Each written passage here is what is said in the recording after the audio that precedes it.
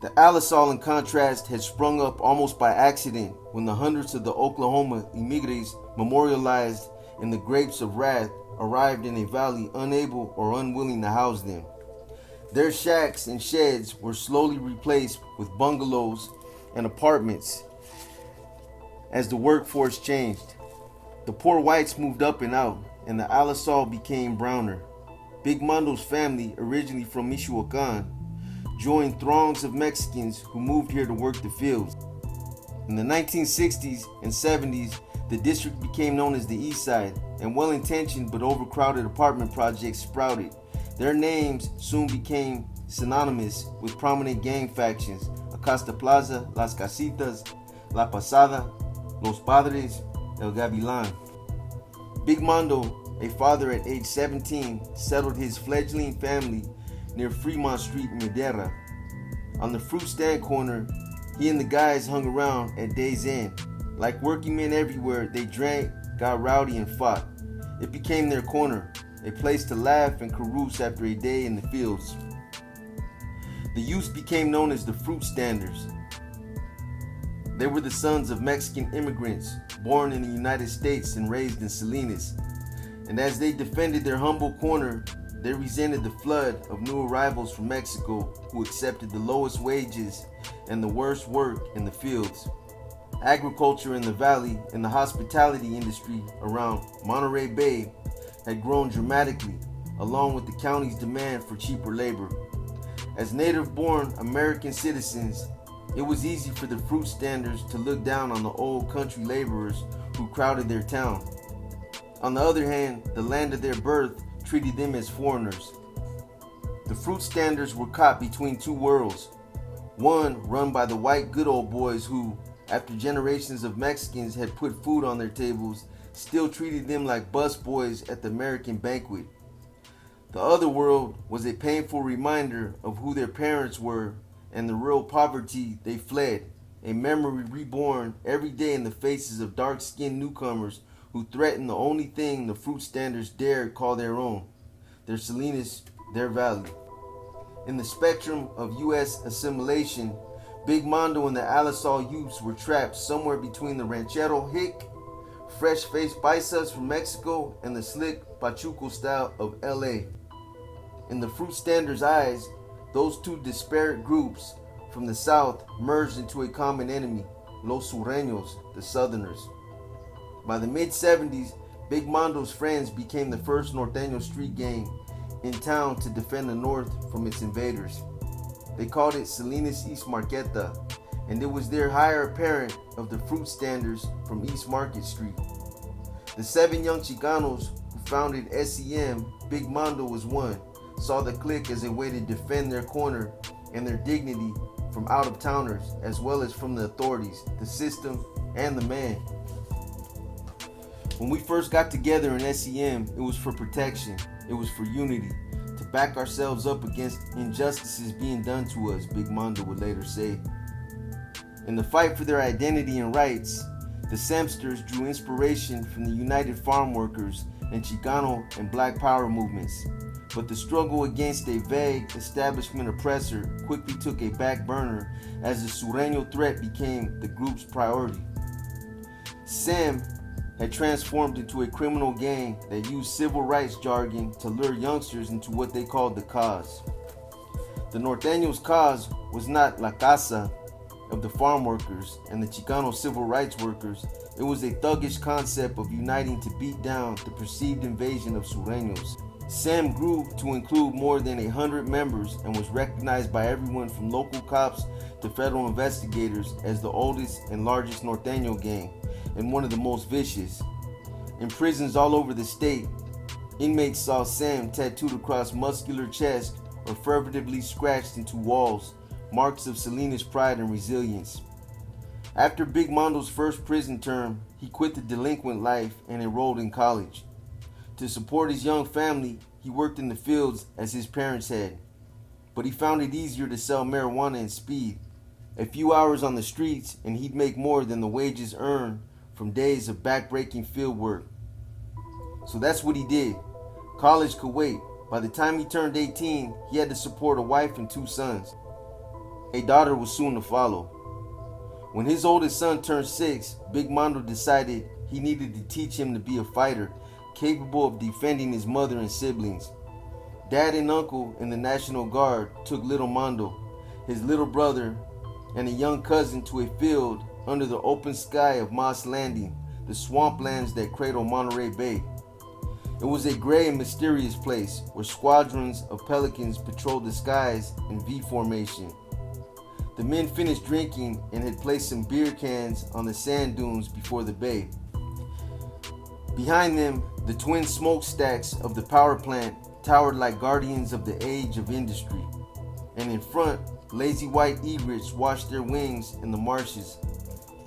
His uncle pulled out what looked to little Mondo like a military weapon. "Do you want to shoot the gun?" his uncle asked. Little Mondo's heart leapt. "Yeah, I'll shoot it." His father held him and wrapped the boy's tiny hands around the heavy firearm. Mondo liked the sensation. His father's arms around him, guiding him, the difficult, almost impossible squeeze of the trigger, and then wham, the kickback. It gave him a sense of power.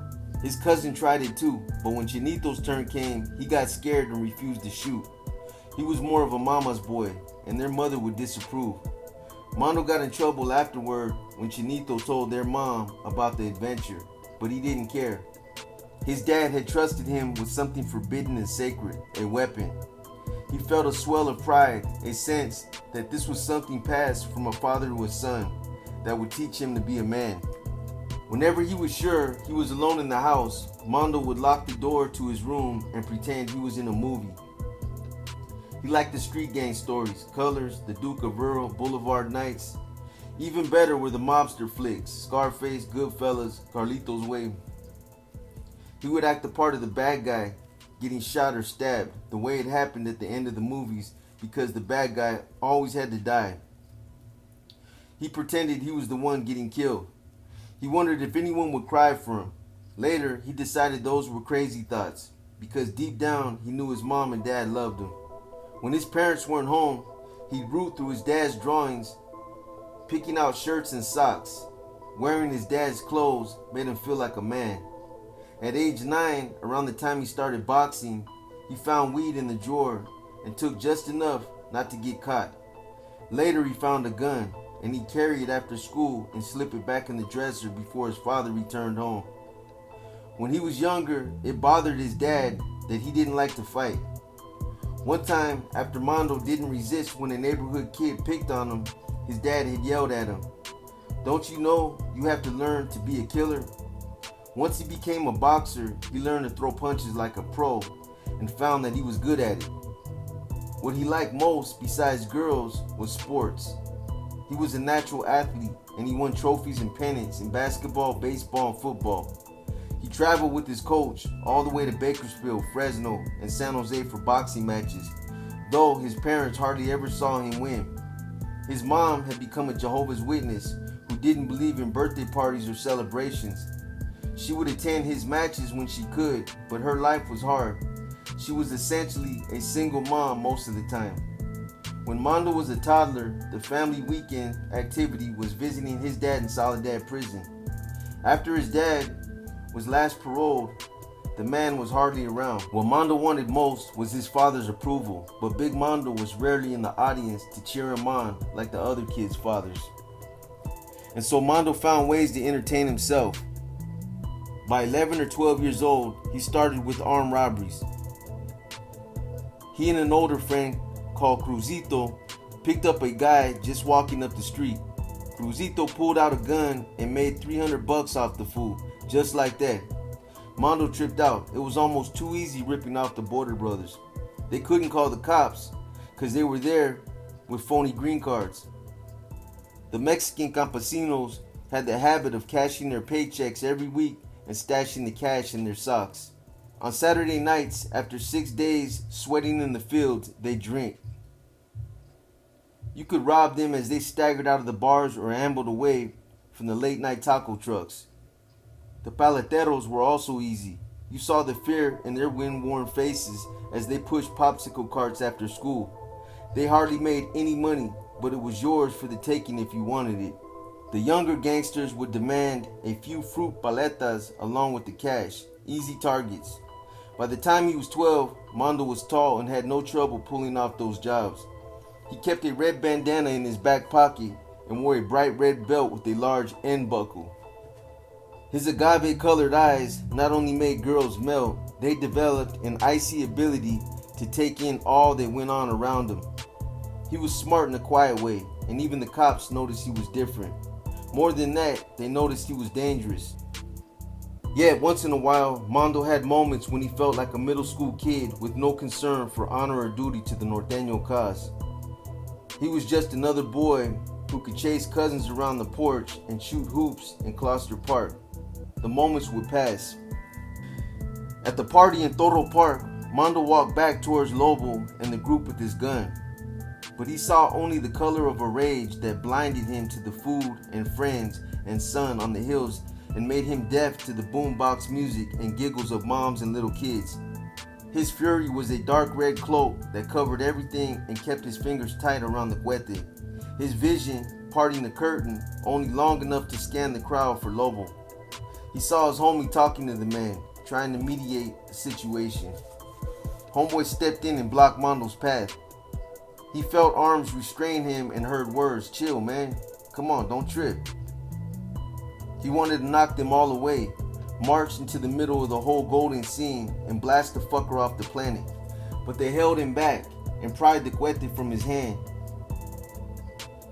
His homie told him, "Come on, man, let's go." And they got him in the car, and then they all took off. Mondo had come within an inch of killing a respected rising star in the Nuestra Familia, and he didn't give a shit. He inhaled deeply as light returned to the world and the throbbing in his forehead receded. Let it go, he told himself, let it go. Better than wasting energy on an old shit like Lobo. Mondo agreed to go with his homies to a house party in town. Before they arrived, the asshole cop everyone knew as Pac-Man recognized him at a stoplight and turned on his lights behind the carload of red raggers. The cop didn't search the vehicle and didn't ask what they were doing. He only pointed at Mondo, ordered him to step out, and before he knew it, Mondo was back in juvenile hall.